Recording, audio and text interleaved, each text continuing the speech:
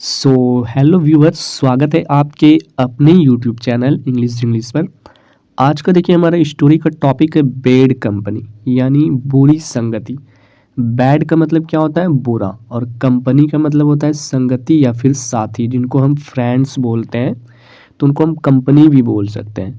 तो इस bad company की मदद से आप इंग्लिश को ट्रांसलेट करना सीखेंगे। ठीक है, कैसे इंग्लिश को ट्रांसलेट करेंगे, साथ ही साथ वर्ड मीनिंग भी सीखेंगे। ये जो रेड कलर में आपको दिख रहा है, ये सारी वर्ड मीनिंग भी सीखेंगे और इंग्लिश को बोलना समझना भी सीखेंगे। तो चलिए हम स्टोरी को शुरू कर लेते हैं। देखिए सेंटेंस में दिया हुआ है अ रिच मैन। आप लोग को पता है कि रिच का मतलब होता है अमीर। ठीक है, रिच मैन एक अमीर आदमी। ठीक है, अ रिच मैन एक अमीर आदमी। यहाँ पे हैड का यूज़ हुआ है। आप लोग को पता है कि थर्ड पर्सन की बात होती है, man, womens, he, she, it, they की, तो हम हैड का यूज़ करते हैं। अगर हम फर्स्ट पर्सन की बात करते हैं, आई, यू, वी की, तो हम हैव का यूज़ करेंगे। तो यहाँ पे इसलिए हैड का यूज़ हुआ है। ठीक है, तो अ रिच मैन हैड, एक अमीर आदमी के पास, हैव या हैड का मतलब होता है के पास, क्या था? ओनली वन सन, केवल एक बेटा। ठीक है, ओनली वन सन, केवल एक बेटा।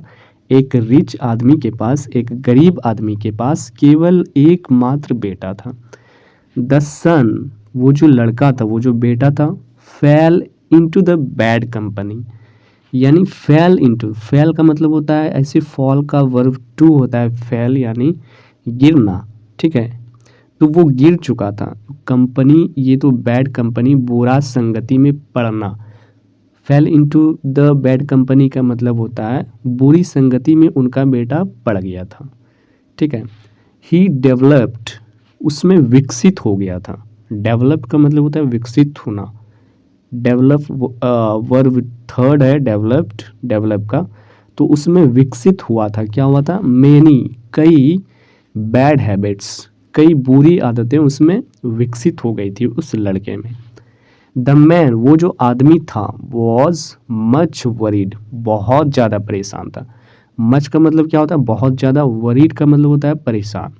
बहुत ज़्यादा परेशान था वो आदमी about the habits of his son, अपने बेटे के हैबिट्स के कारण वो आदमी बहुत ज़्यादा परेशान था। तो आप देख रहे हैं कि इस प्रकार से कैसे हम इंग्लिश को ट्रांसलेट करना सीख रहे हैं, एक एक वर्ड मीनिंग के साथ। तो फिर देखिए आगे क्या है स्टोरी में, और सीखिए इंग्लिश को बोलना, लिखना और समझना।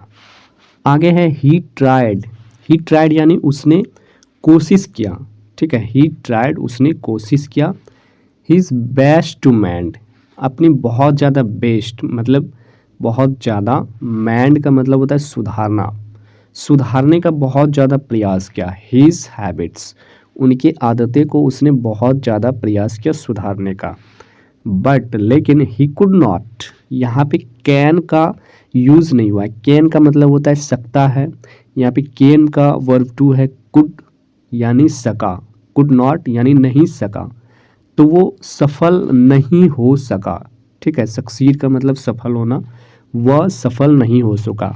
He could not succeed. One day, एक दिन क्या हुआ? ही थाउट, उसने सोचा। थाउट का मतलब सोचा। ऑफ अ प्लान, एक योजना के बारे में सोचा। टू टीच मतलब सबक। हिज सन अ लेसन, अपने बेटे को एक सबक सिखाने के बारे में सोचा।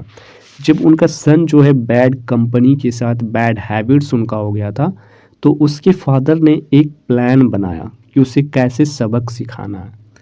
ठीक है, फिर आगे देखिए, ही वेंट यानी वह गया। कहाँ गया? टू मार्केट यानी बाजार गया। वो आदमी जो था वह बाजार गया। एंड परचेस्ड, और खरीदा। परचेज का मतलब होता है खरीदना। परचेस्ड यहाँ पे वर्ब टू, उसने खरीदा। क्या खरीदा? सम फ्रेश एप्पल्स, कुछ ताजे एप्पल्स, कुछ ताजे सेब। एंड अ रोटेन, और सड़ा हुआ वन, कुछ ताजे फल खरीदे, सेब, और कुछ सड़े हुए सेब खरीदे। ही कैम बैक, वह जब वापस आया, टू हिज कम, अपने घर। एंड कॉल्ड हिज सन, और अपने बेटे को बुलाया। ठीक है, एक सबक सिखाने के लिए एक योजना बनाया उसने।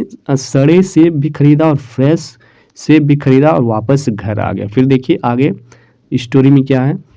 कम बैक टू हिज होम, फिर वह अपने घर वापस आया। कम बैक का मतलब वापस आया। टू हीज होम यानी अपने घर, ठीक है। एंड कॉल्ड हीज सन और अपने बेटे को बुलाया। कॉल का मतलब होता है बुलाना। ही आस्क्ड हीज सन उसने अपने सन को बोला to put all the apples. Put all the apples यानी रख दो सभी एप्पल्स, कहाँ पे? अलॉन्ग विद द रोटेन यानी साथ साथ में सड़े हुए सेब भी रख दो। वन इन द अलमारी एक अलमारी में यानी एक फ्रीज में, ठीक है। उसने ऐसा बोला, अपने बेटे को बुलाया और बोला कि ये सारे सेब जो है, सड़ा हुआ सेब भी और सारे सेब जो है जो फ्रेश हैं वो सारे अलमारी में रख दो।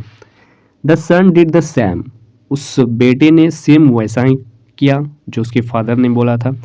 आफ्टर सम डेज कुछ दिनों के बाद फादर ने पूछा, father asked his son father ने उनसे कहा, आस्क्ड का मतलब कहा, हिज सन अपने बेटे से टू ब्रिंग द एप्पल्स वो एप्पल्स लाने के लिए जो उसने अलमारी में रखने के लिए दिया था। एट दिस हिज फादर और इस पे अपने पिता ने टोल्ड हिम से कहा टू सी देखो, हाउ वन रोटन एप्पल कैसे एक सड़ा हुआ एप्पल हैड स्पॉइल्ड मतलब बर्बाद कर दिया ऑल द रेस्ट जितने भी बाकी फ्रेश एप्पल्स थे। देखो एक सड़ा हुआ एप्पल कैसे इन सारे को बर्बाद कर दिया। इन द सेम वे इसी प्रकार से वन बैड कंपेनियन एक बुरा साथी जो है कुल्ड स्पॉइल्ड ऑल अदर्स एक बुरा साथी दूसरे को बर्बाद कर सकता है। द फादर्स एडवाइस उनके पिता की सलाह हैड द डिज़ायर इफेक्ट उनके मनचाहा असर पे इफेक्ट डाला, ठीक है। उसने एग्जाम्पल के थ्रू फ्रेश फल्स फ्रूट्स और रोटेन यानी सड़ा हुआ फल साथ में रख दिया और एग्जाम्पल के थ्रू समझाया कि देखो जैसे एक सड़े हुए फल के कारण से सारे ताजे फल भी बर्बाद हो गए, उसी प्रकार से एक गलत संगति से आदमी भी बर्बाद हो जाता है। इस प्रकार से उसने एग्जाम्पल के द्वारा समझाया उनको। The boy gave up bad company वो जो लड़का था गेव अप कर लिया यानी हार गया यानी छुटकारा पा लिया अपने बुरे कंपनी से अपनी बुरे संगति से। एंड बिकेम गुड अगेन और फिर दोबारा वो अच्छा हो गया। तो इससे हमें मोरल क्या मिलती है, सीख क्या मिलती है? Better alone than in bad company यानी बुरी संगति से अकेले रहना बेहतर है, ठीक है। तो इस प्रकार से स्टोरी आप हमारे चैनल पे बहुत सारे देख सकते हैं और साथ ही साथ आप इंग्लिश को लर्न कर सकते हैं।